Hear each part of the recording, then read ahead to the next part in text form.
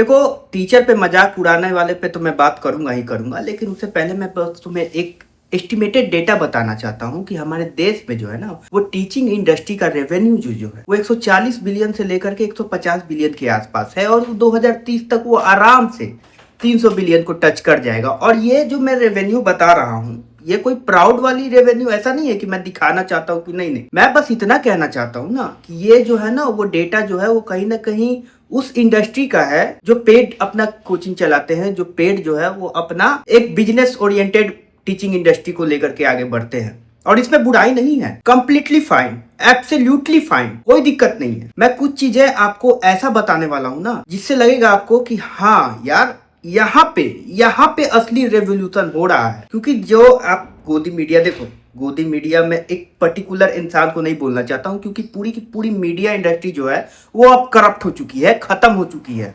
उस पर तो मैं बात ही नहीं करना चाहता हूँ। मैं बस ये कहना चाहता हूँ ना कि जो जिस तरीके से टीचर पे रिमार्क किया गया, और जिस टीचर पे रिमार्क किया गया ना, मैं उसके रिगार्डिंग बातें करना चाहता हूँ। क्योंकि जो मैंने डेटा बताया आपको, वो तो चलो पेड कोचिंग चल रहा है, वो एक जाइंट है, बड़े बड़े जाइंट का नाम चल रहा है वहां पे, और वहां पे रेवेन्यू आ रही है, लोग पढ़ रहे हैं, लोग आगे बढ़ रहे हैं, वो अलग केस है। लेकिन हमारे देश में न जाने कितने हजारों लाखों ऐसे शिक्षक हैं जो उस तरीके के बच्चों को पढ़ा रहे हैं, उस तरीके के बच्चों को अब एक शिक्षा दे रहे हैं ना, जिनके माँ बाप ने कभी उम्मीद नहीं किया था कि हाँ एक उम्मीद है, मेरा बच्चा पढ़ जाएगा, आगे कुछ ना कुछ तो कर जाएगा। उस बच्चे को उम्मीद दिया जा रहा है। खान सर ने ना जाने उन्होंने तो अपने पर्सनल लाइफ से ही इतने सारे एग्जाम्पल दे रखे हैं यूट्यूब पे, तुम जा करके देख सकते हो। खान सर ने खुद बोला कि किसी बच्चे के पास पढ़ने का पैसा नहीं था, 50 रुपया, 10 रुपया, 20 रुपया लेकर के आते था, दिन भर काम करता था, रात को पढ़ता था। इस तरीके का एग्जाम्पल खान सर ने दिया है। लेकिन मैं इन सारी चीजों पे बात करने से पहले ये बताना चाहता हूँ कि जो एक शिक्षकों पे रिमार्क किया गया है ना इस तरीके का, ये उन्हीं शिक्षकों पे रिमार्क किया गया, उन जाइंट पे नहीं किया गया है। वो जो जाइंट लोग बैठे हुए हैं वो तो इनका भट्ठा बैठा देंगे। रिमार्क जो किया गया है वो इन शिक्षकों पे ही किया गया है। हमारे देश में, मैं पर्टिकुलर अपने देश की ही बात करता हूँ,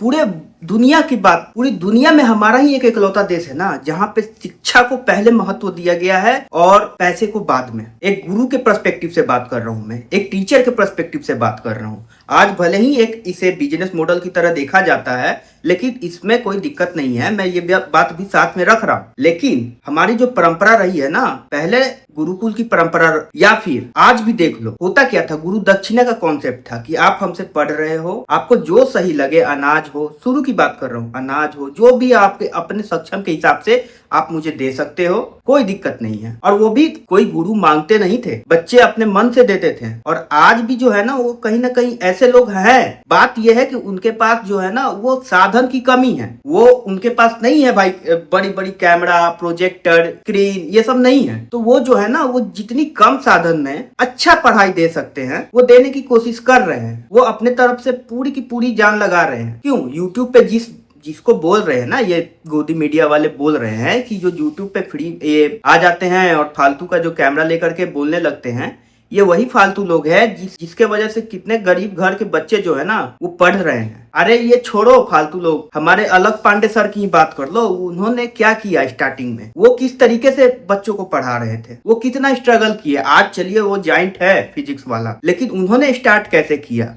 आज भी भले ही आज उसे एक बिजनेस मॉडल की तरह देख रहे हैं, लेकिन आज भी उन्होंने वो चीजें छोड़ी नहीं है। आज भी वो उसी लेवल पे जुड़े हुए हैं अपने बच्चों के साथ। और Khan sir, Anand Kumar sir, super 30, अभी तो मैं आनंद कुमार सर की एक नई चैनल के बारे में बात करना ही भूल गया, सुपर इन्फिनिटी करके आ रहा है, जिसमें वो फ्री में पढ़ाना चाहते हैं बच्चों को IIT लेवल की पढ़ाई। तुम उससे कंपेरिजन करोगी? अरे जिस मीडिया को GST और GDP के बारे में नहीं पता है, GDP पर कैपिटा के बारे में नहीं पता है, GDP परचेजिंग पावर पैरिटी के बारे में नहीं पता है, वो क्या बात करेगी यार देश के बारे में। तो लोग को बैठा देना है, डिबेट करना है, उस पर मुद्दा बना करके, और जितने भी सड़े पुराने लोग हैं ना 50-60 के जमाने के, उन लोगों के TRP को बटोरना है। तो समय बदल चुका है। आज की जनरेशन के बारे में बात करो, शिक्षा पे बात करो, NIT नीट के एग्जाम पे बात करो, ये सब चीजें हो गई ना, अब कुछ नया बात करो। और जिस शिक्षक को फालतू और नाकामयाब बोला गया है, वो एक गरीब परिवार की किस्मत को कैसे बदल सकते हैं ना, वो सुपर 30 के आनंद कुमार सर से भी पूछ लो। उनके पास ऐसे हजारों एग्जाम्पल होंगे, जाकर के पूछ लो कि आज वो कहाँ है और कहाँ से उठा करके बच्चे को कहाँ पहुंचा दिए। शिक्षक भगवान हो ना हो मुझे नहीं मालूम, लेकिन भगवान के रास्ते में आने वाला माध्यम तो जरूर है, इसे मैं डिनाई नहीं कर सकता हूँ। आज बेरोजगारी भर भर के है, ठीक है, नौकरियां नहीं निकल रही है। और नीट जैसे एग्जाम, भाई देखो मैं एसएससी की बात नहीं कर रहा हूँ, मैं रेलवे की भी बात नहीं कर रहा हूँ, मैं नीट जैसे एग्जाम जहाँ पे डॉक्टर्स निकलते हैं वहां से, कोई सर्जन, कोई ब्रेन का डॉक्टर, कोई हड्डी का डॉक्टर, मतलब वो कहीं ना कहीं उसमें से भी कितने ऐसे लोग होंगे ना जो चाहेंगे कि किसी गरीब परिवार का जो है वो मुफ्त में इलाज कर दे। उनका भी मोटिव होगा। छोटी सी धांधली जो है ना वो देश के बड़े से बड़े लेवल पे जो है वो इफेक्ट कर सकती है, अगर तुम ब्रॉड वे में सोचो तो। आज तो बोल दोगे कि यार लीक हो गया ना, क्या बात है, 6 महीना बाद फिर हो जाएगा। अरे भाई 6 महीना बाद जो फिर होगा वो हो सकता है कि 6 साल पीछे धकेल दे हमारे देश को। एक कोविड के वजह से जो हमारा देश 2025 तक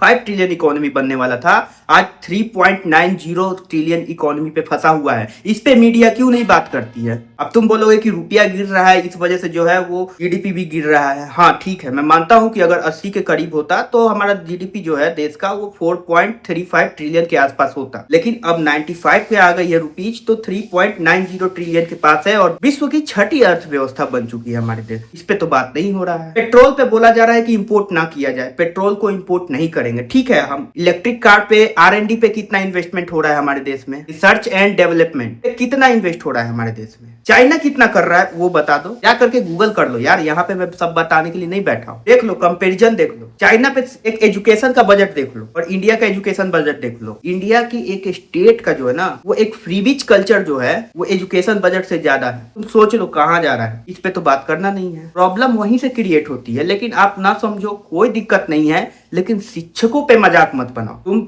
बाकी सब हम झेल रहे हैं, झेल लेंगे, कोई दिक्कत नहीं है, शिक्षक पे मजाक मत बनाओ, क्योंकि वही शिक्षक है ना जो आज भी एक उम्मीद दे करके रखे हुए हैं कि सरकार हमारे लिए खड़ी हो ना हो, तुम काबिल बनो, तुम कुछ करो, तुम बच्चे को कम पैसा में भी पढ़ाओ, लेकिन तुम पढ़ लोगे ना तो कुछ ना कुछ तो कर लोगे लाइफ में। तो वो एक उम्मीद की किरण की तरह है, मजाक की तरह नहीं है वो। तो बोलने से पहले थोड़ा सा अपना दिमाग लगाएं, क्या सही है क्या गलत है वो जनता पे छोड़ दे। मैं अपना ओपिनियन दे रहा हूँ, हो सकता है कि आपको अच्छा लगे, खराब लगे, लेकिन मेरी बात जो है ना हो सकता है आपको प्रॉब्लमेटिक लगे, कोई दिक्कत नहीं है, लेकिन जो सच है वो सच है। मिलते हैं अगले वीडियो में, तब तक के लिए बाय।